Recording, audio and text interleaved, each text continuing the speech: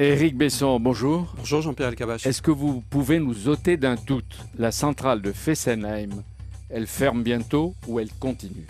Elle continue son activité, c'était très simple et très clair. L'autorité de sûreté nucléaire, qui est totalement indépendante du pouvoir politique, a donné à EDF l'autorisation de poursuivre son activité pour 10 ans, moyennant un certain nombre de travaux importants. Donc, Fessenheim continue son activité. Donc on nous répète pourtant que le gouvernement n'a pas pris de décision définitive. Qui décide, le gouvernement ou l'autorité de sûreté nucléaire? En la circonstance, nucléaire. le gouvernement n'avait pas à prendre de décision. C'est la loi de 2006 sur la sûreté et la transparence en matière de nucléaire. Dernière histoire, à l'Académie des Beaux-Arts, avec moi il y a un architecte qui s'appelle M. Parent, qui a construit des centrales en France, Claude Parent, et on lui a demandé de les construire pour 20 ans. Et elles ont 35 ans aujourd'hui.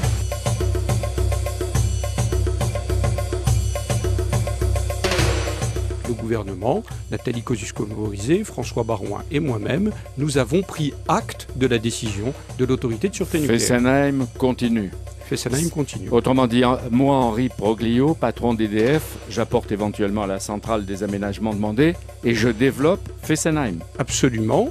Et ensuite, Fessenheim sera, comme toutes les centrales françaises, soumise à l'audit post-Fukushima, l'audit pour tirer les leçons de l'expérience de l'accident de Fukushima, comme toutes les centrales, et l'autorité de sûreté nucléaire pourra prendre d'autres décisions complémentaires à Fessenheim, comme dans toutes les autres centrales. Je comprends bien.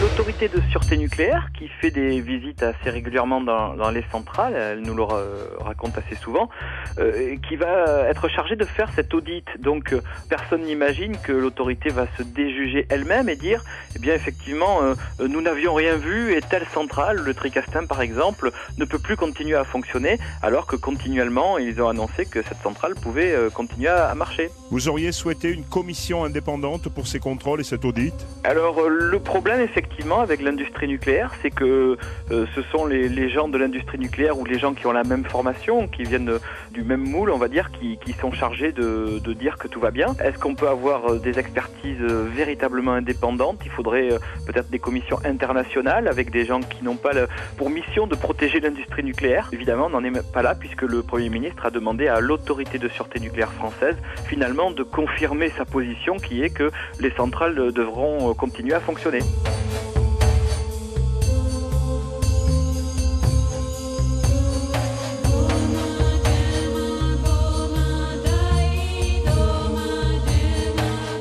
Est-ce que je peux vous dire que vous êtes tous des mystiques de l'énergie nucléaire, alors que les Français doutent et s'interrogent? Est-ce que Éric Besson et le gouvernement peuvent envisager par exemple une sortie progressive du nucléaire? Oui, le nucléaire c'est un choix de raison pour la France et c'est pas un choix de passion. On n'est pas amoureux du nucléaire. Simplement c'est quelque chose qui nous apporte plus d'indépendance énergétique, un prix pour de l'électricité pour les consommateurs et les entreprises attractif et moins d'émissions de gaz à effet de serre. C'est ce qu'on répète. Est-ce qu'on peut On pas peut le prouver?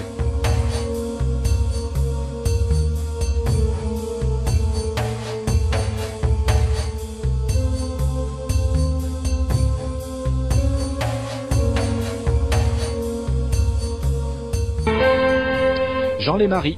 Un réacteur nucléaire est à l'arrêt ce matin. C'est un des réacteurs de la centrale de Civaux, dans la Vienne. Des militants antinucléaires affirment que cet arrêt a été provoqué par la sécheresse, par le manque d'eau dans la Vienne. Bonjour Stéphane Lhomme.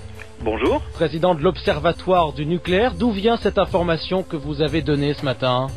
Eh bien écoutez, nous surveillons l'affaire sécheresse et centrale nucléaire depuis plusieurs semaines. Et d'ailleurs, dès le 12 mai, nous avons annoncé que la France allait connaître de très graves problèmes de production électrique cet été. Et effectivement, le débit de la Vienne est en chute libre, comme beaucoup d'autres rivières, évidemment, en France. Mais la Vienne est une rivière très fragile. Et la centrale de Civaux, on va dire, même du point de vue pro-nucléaire, n'aurait jamais dû être placée à cet endroit-là. Et donc, nous suivons ça de très près. Et effectivement, le débit est en train de descendre jusqu'à 10 mètres cubes par seconde, ce qui oblige, c'est la limite qui oblige EDF à arrêter un réacteur, ce qui est le cas à partir de ce matin. Donc vous affirmez que ce réacteur est à l'arrêt à cause de la sécheresse? Tout à fait. Alors EDF, comme d'ailleurs il l'avait fait en 2003 pendant la canicule, va nier cette réalité. Oui, et d'ailleurs, je vous interromps Stéphane Lhomme parce qu'on va écouter tout de suite le directeur de la centrale de Civaux, Jean-Paul Joly, qui dément vos informations. Écoutez. Le réacteur numéro 2 est effectivement à l'arrêt depuis cette nuit. C'est ce qu'on appelle un arrêt sur programme que nous décidons par le service d'optimisation du parc. Nous décidons ces arrêts quelques jours avant et nous les confirmons la veille. Et c'est un arrêt qui tient compte de la consommation. Et bien entendu, pendant ces week-ends prolongés, la consommation est moindre et donc la production doit être moindre. Et nous adaptons cette production en arrêtant des centrales nucléaires. Ce qui veut dire que le niveau de la Vienne n'a rien à voir avec l'arrêt de ce réacteur. Eh bien non, nous produisons depuis plusieurs semaines avec des niveaux de Vienne qui sont compatibles, puisque hier le débit était à 11 mètres cubes et aujourd'hui le débit est à 17 mètres cubes, donc il n'y a aucune raison de s'arrêter pour des problèmes de débit de Vienne. Donc le niveau de la Vienne est suffisant aujourd'hui pour assurer le bon fonctionnement de la centrale de Civaux. Totalement, et même des apports d'eau ont pu être faits par des pluies, et vous voyez, le débit est même plus important aujourd'hui. Et si le débit passe en dessous de 10 mètres cubes seconde, que se passera-t-il ? Et bien, si le débit passe en dessous de 10 mètres cubes par seconde, nous serons amenés à progressivement réduire la puissance des réacteurs. Jean-Paul Joly, le directeur de la centrale de Civaux, Stéphane Duhaut l'a joint pour France Info il y a quelques minutes. Stéphane Lhomme, le président de l'Observatoire du nucléaire au téléphone en direct avec nous. Vous entendez, donc, le directeur de la centrale de Civaux n'est pas du tout d'accord avec vous. Il affirme que la sécheresse n'est intervenue en rien dans l'arrêt de ce réacteur. Oui, c'était la stratégie d'EDF déjà pendant la canicule 2003 où de nombreux réacteurs avaient été arrêtés et EDF prétendait que pour l'un c'était prévu, pour l'autre c'était un incident, ainsi de suite, parce que EDF ne veut pas reconnaître la réalité, c'est-à-dire que c'est le réchauffement climatique qui met en échec le parc nucléaire, alors que l'industrie nucléaire depuis des années essaie de nous faire croire au contraire que c'est elle qui lutte contre le réchauffement climatique. Donc on voit que c'est un retournement de cette situation et que finalement ça va être une raison de plus pour sortir du nucléaire parce que des canicules et des sécheresses, il va y en avoir de plus en plus souvent et elles vont être de plus en plus prononcées comme c'est le cas cette année. Mais le directeur de la centrale de Civaux maintient que le débit aujourd'hui est suffisant. Est-ce que vous êtes sûr de vos informations ? Je maintiens ma question. Oui, tout à fait. D'ailleurs, il reconnaissait qu'on était pratiquement à 10 mètres cubes par seconde. Donc il y a peut-être qu'on l'avait été, mais que là, le débit était meilleur et qu'il était suffisant pour assurer son travail et son office. Oui, le débit est en chute libre depuis plusieurs semaines maintenant. C'est d'ailleurs le cas sur d'autres rivières.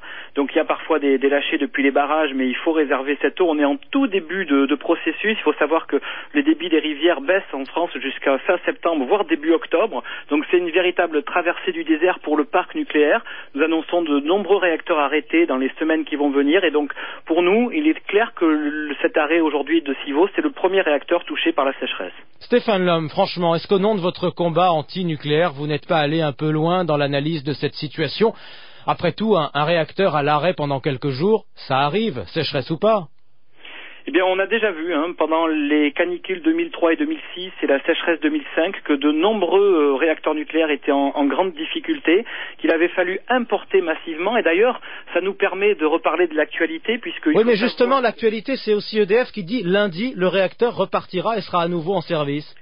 On verra bien. En tout cas, je peux vous dire que le parc nucléaire de cet été va être en très grande difficulté et l'Allemagne a fermé 8 réacteurs nucléaires suite à Fukushima. Et il faut savoir que c'est l'Allemagne qui, depuis 2004, est exportatrice d'électricité vers la France tous les ans. Et ça, d'ailleurs, Monsieur Besson, hier, sur votre antenne, a dit des contre-vérités. Et donc, finalement, la fermeture de ces réacteurs en Allemagne va être un très gros problème pour la France, puisque l'Allemagne ne pourra pas nous sauver ni cet été, si de nombreux réacteurs sont arrêtés comme nous le pensons, ni l'hiver prochain, puisque tous les hivers, c'est l'Allemagne qui alimente des millions de chauffages électriques français, et ça ne sera plus possible. Et ça, on aura l'occasion d'y revenir. Voilà, l'avis d'EDF, l'avis de Stéphane Lhomme, l'Observatoire du nucléaire, et ce réacteur arrêté à Civaux depuis quelques heures. Il est 10h52.